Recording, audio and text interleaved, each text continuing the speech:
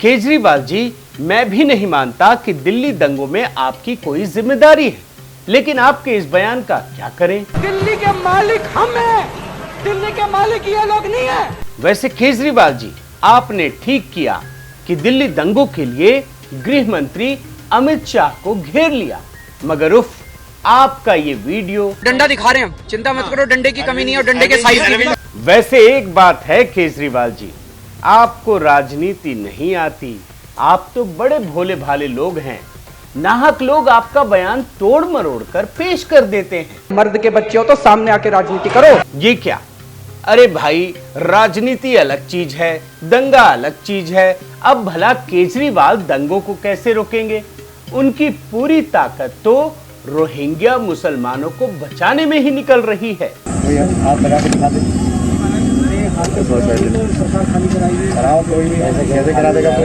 अच्छा केजरीवाल जी, सच सच बताना, आप अधिकारियों के अंडर में काम करते हो या अधिकारी आपके अंडर? हम अधिकारियों के कैदी नहीं हैं। ये मेन स्ट्रीम मीडिया वाले भी बड़े फालतू लोग हैं। जबरदस्ती दिल्ली दंगों में बांग्लादेशी कनेक्शन ढूंढ लाए। अब ये तो केजरीवाल जी का बड़ा पुराना बयान है। एनपीआर और एनआरसी लागू नहीं होना चाहिए। वैसे केजरीवाल में लाख बुराई हो, लेकिन बंदा खुलकर अपनी बात करता है। अब दंगाई हो तो हो, ये तो अपना चीफ मिनिस्टर है। ओ नहीं नहीं नहीं नहीं नहीं, ये तो चीफ मिनिस्टर हैं। I am elected chief minister of Delhi and I am not a terrorist. साथियों नमस्कार, मैं हरिश्चंद्र बर्णवाल। अब केजरीवाल की आपको पूरी कहानी बताऊं, उससे पहले दो चैनलों की दो छोटी छोटी क्लिप, ताकि आपको पता चले कि दिल्ली में सांप्रदायिक दंगा आखिर क्यों हुआ। देखिए। मस्जिद के सामने जो नारा लगाया, जय हनुमान बजरंगबली, बोलने की जरूरत क्या है? तो लड़ाई तो वही लोग करने चाह रहा है। तुम डीजे बजा रहे हो, आरएसएस क्यों बजाओगे? जय श्रीराम का नारा बहुत जोर जोर से लोग लगा रहे थे, तो कोई बर्दाश्त नहीं करेगा। इस वीडियो को देखकर आपको पूरा माजरा समझ में आ गया होगा कि आखिर दिल्ली दंगा क्यों हुआ। लेकिन उससे भी बड़ा सवाल कि आखिर इन लोगों में इतनी हिम्मत कहां से पैदा हुई, जो कि ये बात खुलकर ये लोग कह पा रहे हैं। ये हिम्मत इसलिए पैदा हुई क्योंकि जिहादियों के लिए सैयां ही कोतवाल बन गए हैं। दंगों का जो मुख्य आरोपी अंसार बताया जा रहा है, वो तो आम आदमी पार्टी का नेता निकल गया। अब ये संयोग कहें या केजरीवाल का प्रयोग, दरअसल इसके पीछे अरविंद केजरीवाल है।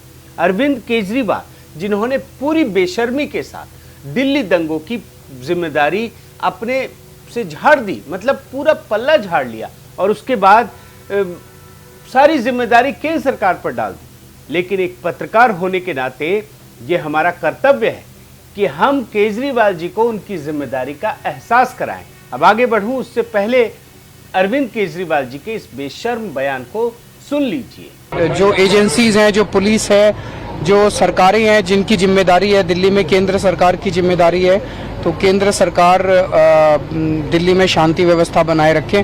केजरीवाल जी का ये बयान सुन लिया आपने। अब मैं आपको उनका एक ट्वीट दिखाता हूं, बड़ा महत्वपूर्ण ट्वीट है। ये ट्वीट उन्होंने 27 जून 2013 को किया था, जब दिल्ली में रेप की घटनाएं लगातार बढ़ रही थी और मुख्यमंत्री शीला दीक्षित थी। उन्होंने क्या लिखा था, देखिएगा जरा। Sheila Dikshit response after each rape, what can I do? Delhi police not in my control, do we want such a helpless CM? अब जो व्यक्ति बच्चे की कसम खाकर बदल जाए, उसके लिए शीला दीक्षित भला क्या चीज है? कल तक ये व्यक्ति शीला दीक्षित पर हेल्पलेस सीएम बताकर टारगेट कर रहा था, लेकिन आज वही व्यक्ति खुद को हेल्पलेस सीएम बताकर पल्ला झाड़ रहा है। लेकिन केजरीवाल जी, ये बताइए, क्या ये सच नहीं है कि आपने खुद विधानसभा के अंदर कहा था कि दिल्ली को तो आप ही चलाएंगे? जरा आप ये अपना पुराना बयान सुनिए। ये हमारे ऑर्डर को पास करेंगे, मानेंगे, हम दिल्ली चलाएंगे। वैसे केजरीवाल जी दिल्ली को कैसे चलाते हैं, इसका एक आपको नमूना दिखाता हूं। जब पिछली बार दिल्ली दंगा हुआ था ना, 2 साल पहले, याद है ना, जब अमेरिकी राष्ट्रपति आए थे, तो भाई साहब एकदम गायब हो गए। और उसके बाद अचानक विधानसभा में जब प्रकट हुए तो उन्होंने खूब गोल गोल गोल गोल जलेबी बनाई थी। जरा देखिए पहले उनका ये बयान सुनिए। तो पिछले 3 दिन में जो कुछ हुआ ये क्यों हुआ?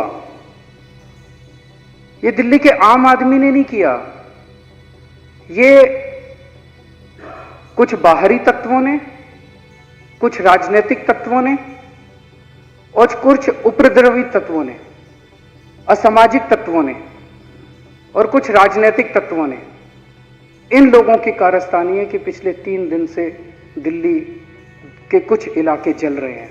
केजरीवाल जी, ये दिल्ली जल रही, लेकिन आपने तो पल्ला झाड़ लिया। लेकिन आपने ये अखबार में देखा कि नहीं जिस जगह पर जहांगीरपुरी में दिल्ली का दंगा हुआ वहां पर बांग्लादेशी घुसपैठियों का कब्जा है, बहुत बड़ी संख्या में रहते हैं। देखिए ना, ये रिपोर्ट आपके लिए ही ला रहा हूं।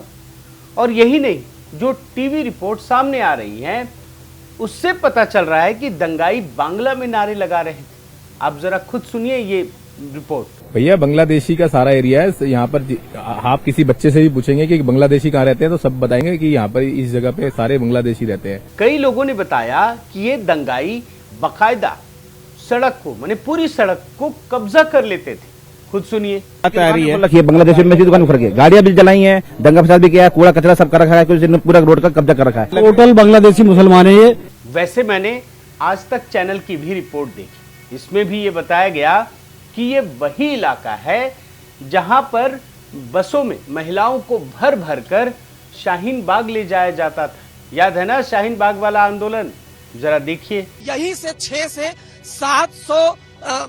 7 बसों में भरकर यहाँ से जो अवैध घुसपैठी है बांग्लादेशी और रोहिंग्या, वो शाहीन बाग और तमाम इलाकों में ले जाए जाते थे। अब इतना सब कुछ होने के बाद भी अगर दिल्ली के मुख्यमंत्री एनपीआर, एनआरसी का विरोध करेंगे, विधानसभा के अंदर जाकर विरोध करेंगे, तो ये तो सोचना पड़ेगा ना कि आखिर इन दंगों का जिम्मेदार, कसूरवार कौन है भला? एनपीआर और एनआरसी लागू नहीं होना चाहिए।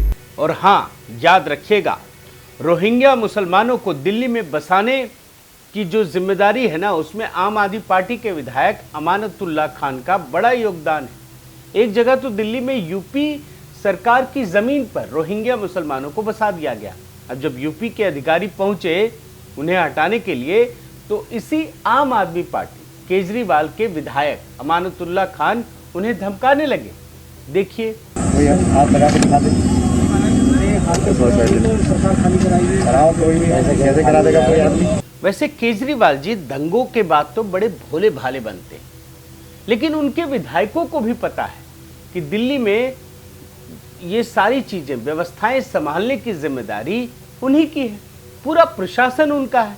लेकिन ये सारी बातें, ये सारी चीजें तब याद आती हैं जब दिल्ली में रोहिंग्या या बांग्लादेशी मुसलमानों के लिए कुछ करने की बात आती है, तब ये सारी जिम्मेदारी याद आती है। आप खुद सुनिए। लोकल पुलिस भी यहाँ इस बात का ख्याल रखे कि ये अलग प्रशासन है, दिल्ली सरकार का अलग प्रशासन है। और ये भी याद रखिएगा कि केजरीवाल के विधायक न केवल रोहिंग्या और बांग्लादेशी जो मुसलमान हैं उनको शरण देते, बल्कि मौका मिलता है तो खुद भी दंगों में कूद जाते हैं और खुद दंगाई बन जाते हैं।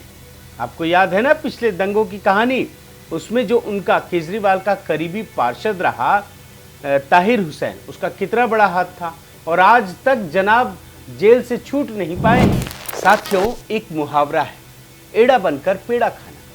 केजरीवाल दंगों के समय या फिर महत्वपूर्ण जिम्मेदारियों के समय यही काम करते हैं। यही नहीं, आंदोलन से जन्म लेने वाले केजरीवाल एक ऐसे परजीवी बन गए हैं जो हर घटना में अपने लिए फायदा उठाने की कोशिश करता है। बहुत बहुत धन्यवाद। आपसे गुजारिश है कि आप मेरे इस चैनल को जरूर सब्सक्राइब कीजिए, लाइक कीजिए, शेयर कीजिए, कमेंट कीजिए और इस बेल आइकन को प्रेस करना मत भूलिएगा। नमस्कार।